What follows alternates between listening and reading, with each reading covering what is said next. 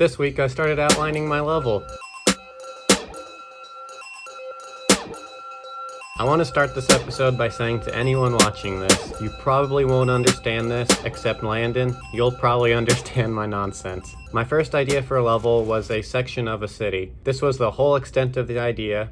There was nothing more to it. It was not thought out in the slightest, but I thought I'd run with it to see where it would take me. I started by drawing a three-way intersection road and quickly decided that this is a terrible idea, because as you might know from a previous episode, 3D modeling cars is not my specialty. Luckily, I didn't waste too much time on that idea.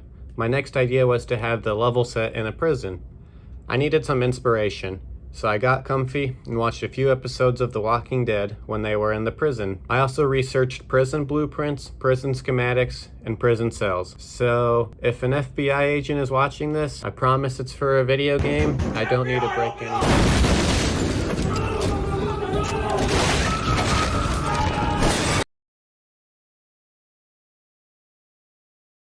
So anyways, I finally found this really cool picture of a prison and decided to copy the fence outline because I thought it was an interesting shape to start with. I started drawing out some buildings and liked it on paper, so I worked on getting it in the game to see if it would play how I want it to. I think the hardest part of making a level is getting the scale right, especially in Unreal Engine 4. To use the geometry meshes in Unreal, you just need to constantly build the geometry, and it's just a pain in the butt. I made it out of a lot of box static meshes. I started with just the main sections to make sure the scale was right, then I moved on to adding the inside of the buildings, along with other objects that will block and interrupt paths so they aren't boring. Here's the final result.